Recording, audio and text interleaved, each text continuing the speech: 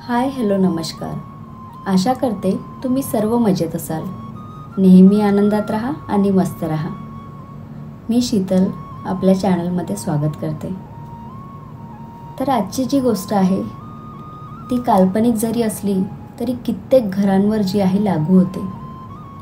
जग कुठे निघून जात आहे, पण लोकांच्या मानसिकतेमध्ये विचारांमध्ये आजही बदल पडलेला नाही. आणि मग अशा विचारांमुळे कित्येक स्त्रियांना जे आहे सहन करावं लागत आहे. आयुष्य हे आपल्याला एकच मिळालेलं आहे, मग त्याला चांगल्या प्रकारे जगूयात ना. रमा, किती वेळा सांगितले आहे तुला मी तयार होऊन येईपर्यंत नाश्ता तयार झालेला पाहिजे म्हणून. लग्नाला 25 वर्ष झाली तरी तुला सारखं सांगावं लागते. एवढा वेळ लागतोच कसा ग तुला? मूर्ख कुठली. तुला काय घरातच बसायचे असते आणि काय काम असते ग दिवसभर. मला कामावर जायला उशीर होतो तरी तू अक्कल नसल्यासारखी वागते. मुद्दाम उशीर करत असशील तर लक्षात ठेव, माझ्या इतका वाईट कोणी नाही. रमणने खुर्चीवर ओला टॉवेल फेकला आणि रमाकडे रागाने बघू लागला. आज त्याच्या रागाचा पारा चढला होता. रमा नेहमीप्रमाणे मान खाली घालून उभी होती. तिने त्याचा नाश्ता चहा टेबलवर ठेवला होता, पण तो रागाने काही न खाता ऑफिसला निघून गेला. रमाला हे काही नवीन नव्हतं, कारण रमण दर 10-15 दिवसांनी तिच्यासोबत अशा प्रकारे राग काढायचा. कधी जेवणावरून तर कधी सामान न मिळाल्यामुळे. आधी रमा आपली बाजू मांडायची, पण आता ती शांतच राहायला लागली, कारण घरामध्ये 23 वर्षाची मुलगी अंजली होती आणि तिच्यावर आईबाबांच्या भांडणाचा वाईट परिणाम होऊ नये यासाठी ती गप्पच राहायची. असं नव्हतं की तिने याआधी याविरुद्ध आवाज उठवला नव्हता, पण आपल्या मुलीमुळे रमणला ती प्रत्युत्तर देत नव्हती. काही वाद झाले की तो नेहमी म्हणायचा, मी वाईट आहे तर इथे राहते कशासाठी, माहेरी निघून जा. तरीही ती आपल्या मुलीकडे बघून राहायची, कारण माहेरी गेल्यावर आईवडिलांना माझ्यामुळे टेन्शन येईल, शिवाय नातेवाईक समाज काय म्हणेल याचा ती विचार करत अशीच सहन करत राहिली. सुरुवातीचे 5 वर्ष तिने खूप प्रयत्न केले. तिला वाटलं रमणमध्ये काही बदल होईल, परंतु असे काहीच झाले नाही. रमणचा राग म्हणजे त्याची एक सवयच झाली होती. त्यामुळे रमाने स्वतःला बदलायचे ठरवले होते.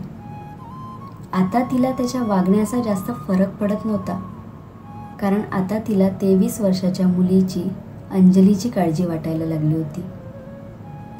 मुलीचे शिक्षण पूर्ण झाले होते, लग्नासाठी स्थळ येत होते, पण ती लग्नासाठी तयार नव्हती. तिला नोकरी करायची होती. काही दिवसानंतर एक चांगले स्थळ आले होते. मुलगासुद्धा चांगला कुटुंबातला होता, चांगला शिकलेला होता, नोकरी चांगली होती. रमण एका संध्याकाळी आपल्या मुलीजवळ येऊन बसला आणि त्याने विचारले, अंजली, हे स्थळ खूप चांगले आहे, तू नकार का देत आहे? तिथे तुला काही कमी पडणार नाही. मुलाची नोकरी चांगली आहे, घरसुद्धा मोठं आहे, मग नक्की काय अडचण आहे तुला? अंजली तिच्या बाबांशी कमी बोलायची, पण सर्व हिंमत एकवटून ती आज म्हणाली, बाबा, मला इतक्यात लग्न करायचं नाही, माझी नोकरी करायची इच्छा आहे. मला आर्थिकदृष्ट्या कुणावरही अवलंबून राहायचं नाही. रमण म्हणाला, अरे बेटा, पण मला मुलगा खूप चांगला वाटला, तुला खूप आनंदी ठेवेल आणि तू नोकरीसुद्धा करशील, असं बोलणं झालं आहे माझं त्यांच्याशी. बाबा, माझे नोकरी करणे हे काय त्यांच्या सहमतीवर अवलंबून आहे? मुलीने विचारले आणि रमणला राग आला. म्हणाला, मी जे सांगतोय ते लक्षात येत नाही का तुझ्या? खूप आनंदी राहशील, असे स्थळ पुन्हा पुन्हा येणार नाही. बाबा, मला सांगा, आई जशी या घरामध्ये आनंदी आहे तशी आनंदी राहील का मी? अंजली, तोंड आवर, खूप जास्त बोलतेस असं वाटत नाही का तुला? रमणला राग आला. बाबा, मला लग्न करायचे नाही, कारण त्या मुलाचा स्वभाव जर तुमच्यासारखा असेल तर, आणि मला तुमच्यासारखा पती नको आहे. तो त्याला जेव्हा वाटेल तेव्हा माझ्यावर चिडेल, बायकोला घरात कामवाल्या बाईसारखी वागणूक देईल, तिला स्वतःला मनासारखी एखादी वस्तू घ्यायची असेल तरी नवरा काय म्हणेल याचा 10 वेळा विचार करावा लागेल. लहान लहान गोष्टीवरून मला माहेरी निघून जा म्हणेल. बाबा, मी लहानपणापासून बघत आली आहे, तुम्ही आईला प्रेमाचे 4 शब्द कमी पण त्रास खूप दिला आहे. सगळीकडे स्वतःची इच्छा, जेवण बनवायचे तेही तुमच्या आवडीचे, कोणती वस्तू घ्यायची तेही तुम्ही ठरवाल तसं. आईला या घरात कशाचेही स्वातंत्र्य नाही आणि ती काही बोलली तर तुम्ही लगेच तिला माहेरी निघून जा म्हणता. बाबा, मला आईसारखे आयुष्य जगायची अजिबात इच्छा नाही. ती लाखो प्रयत्न करत राहिली पण तुम्ही नाही बदललात. म्हणून मला लग्नाआधी आर्थिकदृष्ट्या मजबूत बनायचं आहे. तुम्हाला घरातली कामे क्षुल्लक वाटतात, पण तीच कामे वेळेत झाली नाही की तुम्ही आगीचा गोळा होऊन जाता. कामावरचा राग विचार न करता, समजून न घेता आईवर काढता. ती सतत सहन करत राहिली आणि क्षणोक्षणी आपला स्वाभिमान हरवत राहिली. आई तुमच्यासाठी एक कठपुतली आहे, पण मी नाही. अंजली आज पहिल्यांदाच एवढी जास्त बोलत होती. रमन नेहमीपेक्षा जास्त रागावला होता, पण मुलीसमोर तो शांतच होता. शेवटी एवढंच म्हणाला, तुला जे योग्य वाटते ते कर. मी तर वाईटच आहे. अंजलीने बाबांचा हात हातात घेतला आणि म्हणाली, बाबा, मी आज जे बोलली ते तुम्ही रोजच करता. तुम्हाला ऐकून वाईट वाटलं, परंतु तुम्ही आईबरोबर असे रोज वागून विसरून पण जातात. कधी एक वेळा तरी आईचा विचार केला का तुम्ही? तुम्ही फक्त एका गोष्टीचे उत्तर द्या, तुम्हाला तुमचा जावई तुमच्यासारखा असायला पाहिजे का?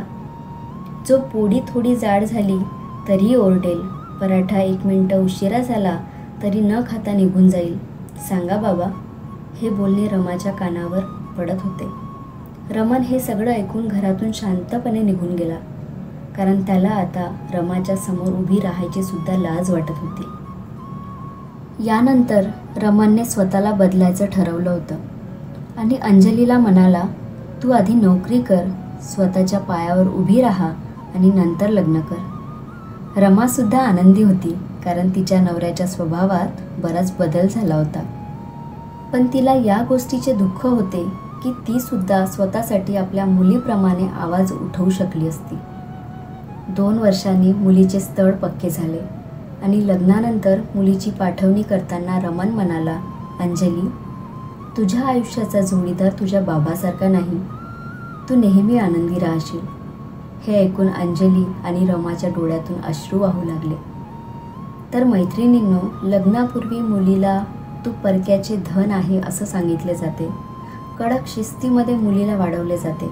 शाळेतून घरी परत यायला उशीर झाला की तिला मार पडतो. दारातून बाहेर डोकावायला लागली किंवा मोबाईलवरून कोणाशी बोलताना दिसली की संशय घेतला जातो.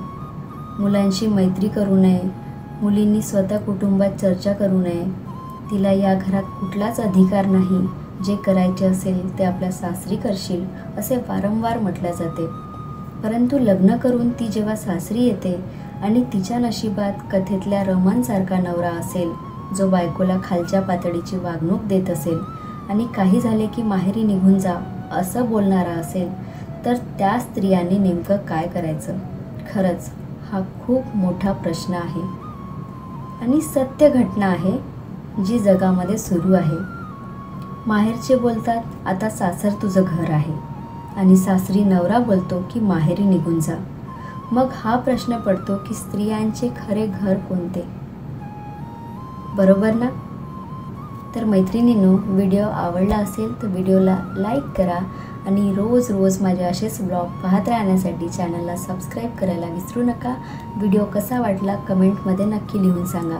भेटूया उद्याच्या ब्लॉगमध्ये. तोपर्यंत बाय बाय.